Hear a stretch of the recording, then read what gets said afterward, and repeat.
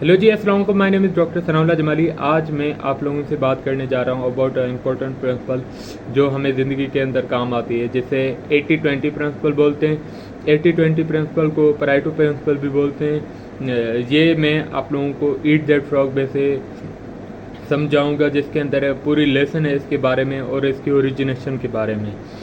तो without wasting any further time, let's start. We will always have time enough if we will but use it right.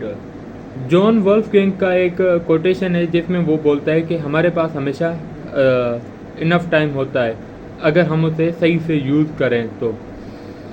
क्योंकि देखें, दुनिया के अंदर successful लोग भी होते हैं, अनसक्सेसफुल लोग भी होते हैं। सबके पास एक चीज़ कॉमन होती है, दैट इज़ 24 आवर्स। ये नहीं है कि जो हमसे ज़्यादा पैसे कमा रहे हैं या हमसे ज़्यादा सक्सेसफुल है उनके पास ज़्यादा टाइम है या हमारे पास कम टाइम है। टाइम सबके पास बराबर होता है। द डिफरेंस इज़ के कौन इससे सही से वक्त को कौन सही से इस्तेमाल करता है और कौन सही से इस्तेमाल नहीं करता। तो यही चीज़ जॉन वोल्फगैंग ने अपनी कोटेशन के अंदर बोली है कि we always have the time enough if we will but use it right. 80-20 principle 1895 के अंदर विल्फ्रेड परेटो नाम का एक शख्स था जिसने ओरिजिनेट किया। इसने कुछ चीज़ें नोटिस करी अपनी सोसाइटी के अंदर, जिसमें इसने बोला कि एक को नाम दिया वाइटल फ्यू और दूसरे को नाम दिया ट्राइवियल मैनी।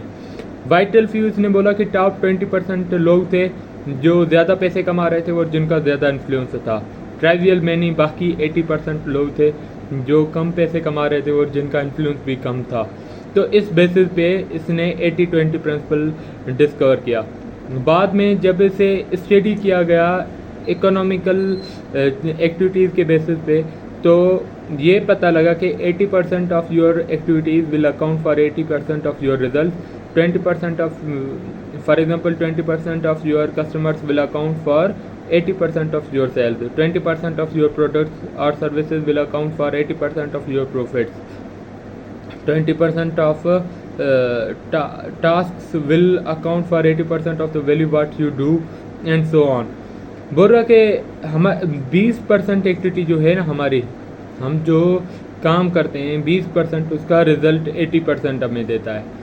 टॉप 20% जो है वो हमें 80% रिजल्ट देता है। जैसे एग्जांपल्स दे रहा कि 20% कस्टमर जो हैं हमें एक्चुअल में 80% सेल्स देते हैं। 20% प्रोडक्ट्स या सर्विसेज जो हैं 80% हमें प्रॉफिट देते हैं। या 20% टास्क जो है हमें 80% वैल्यू देता है जो हम काम करते हैं उसका। This means that if you have a list of 10 items to do, 2 of those things will turn out to be the worth 5 or 10 times or more than that 8 items put together। बोला कि अगर आपके पास एक list है और उस पे 10 काम आपको करने हैं, लेकिन उसमें 2 ऐसे काम ज़रूर होंगे जो आपको बाकी 5-10 से, बाकी आइटम से, बाकी 8 आइटम से आपको ज़्यादा वैल्यू फराम करेंगे। This is called as 80-20 principle. 80-20 principle is interesting. Here is the interesting discovery. Each of 10 tasks may take some amount of time to accomplish, but one or two of those tasks will contribute 5 or 10 times the value of many others। बोल रहा कि अगर आप 10 काम करने जाओगे तो हर काम जो है अलग अलग से इतना ज़्यादा टाइम लेगा, बट अगर आप 1 या 2 काम कर रहे हो तो आपको बाकी टास्क की भी वैल्यू मिल जाएगी। Can you gauge on which items the average person is most likely to procrastinate? The sad fact is that most people procrastinate on top 10 or 20% of the items that are most valuable and important, the vital few. They busy themselves instead with the least important 80% trivial many that may contribute to very little results।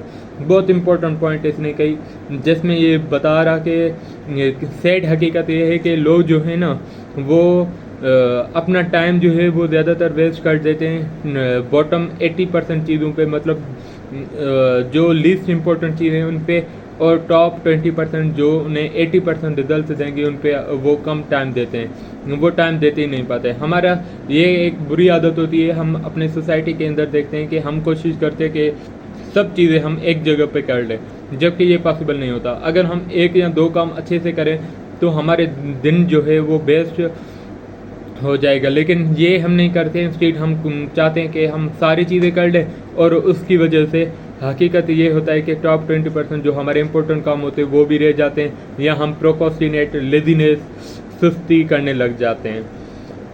सो एक चीज़ याद रखेंगे, before you begin to work, हमेशा आप अपने आप से पूछें कि क्या जो आप काम कर रहे हो वो टॉप 20% के अंदर है या नहीं है। अगर टॉप 20% के अंदर है तो आप सबसे पहले वो काम करना स्टार्ट करें, ठीक है। अगर टॉप 20% के अंदर नहीं है तो आप अपना टाइम वेस्ट नहीं करें, और टॉप 20% जो चीज़ है उससे ढूंढने की कोशिश करें बाकी आपके लिस्ट के अंदर। Resist the temptation to clear up small things first. ये जो हमारे अंदर होता है कि हम छोटी छोटी चीज़ें पहले कर लें, ये इसको ख़त्म करें। सबसे पहले इम्पोर्टेंट चीज़ें फर्स्ट, टॉप 20% फर्स्ट, और बाद में बाकी छोटी छोटी चीज़ें। रिमेंबर कि अगर आपने छोटी चीज़ें, जब आपके पास एनर्जी ज़्यादा है तब आपने करना स्टार्ट कर दिया और बड़ी चीज़ को छोड़ दिया, तो दिन के एंड में आप बड़ी चीज़, जो इम्पोर्टेंट चीज़ है, उसे आप नहीं कर पाओगे। तो रूल ये एक बना लो, resist the temptation to clear up small things first. छोटी छोटी चीज़ें पहले करने की आदत को, इसको रोक दें, पहले वो चीज़ करें जो इम्पोर्टेंट है। The hardest part of any important task is getting started it on in the first place. Once you actually begin to work on the valuable task, you will naturally be motivated to continue. याद रखें कि hardest चीज़ जो होती है वो होता है कि आप काम को कैसे स्टार्ट करते हैं, और जब आपने एक मरतबा स्टार्ट कर दिया है फिर आपको इंटरेस्ट होता है कि आप इसे पूरी करें, और आप नेचुरली मोटिवेटेड होते जाते हैं। तो हमेशा आप वेट नहीं करें किसी भी चीज़ का, आप स्टार्ट कर दें काम को, चाहे कितनी भी डिफ़िकल्ट चीज़ है, आप कोशिश करें उसके सॉल्यूशन से, डिफरेंट टेक्निक्स से, डिफरेंट चीज़ों से ढूंढें, लेकिन स्टार्ट करें, आप वहाँ पे वेट नहीं करें। Motivate yourself. Just thinking about starting and finishing important tasks motivates you and helps you to overcome the procrastination. The fact is that amount of time required to complete important jobs is often same as the time required to do unimportant jobs. The difference is that you get a tremendous feeling of pride and satisfaction from completion of something valuable and significant.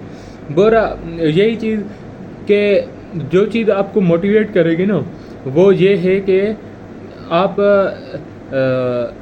Important चीज़ पहले करते हो या unimportant चीज़। अगर आप unimportant चीज़ करोगे तो आपको इतना फील नहीं होगा, लेकिन अगर कोई अच्छा काम है, कोई बड़ा काम है जो आपके लिए इम्पोर्टेंट है, अगर आपने सुबह सुबह वो ख़त्म कर दिया, आप सारा दिन मोटिवेट रहोगे, सारा दिन आप बाकी जो छोटी छोटी चीज़ें होंगी वो भी आप कर लोगे।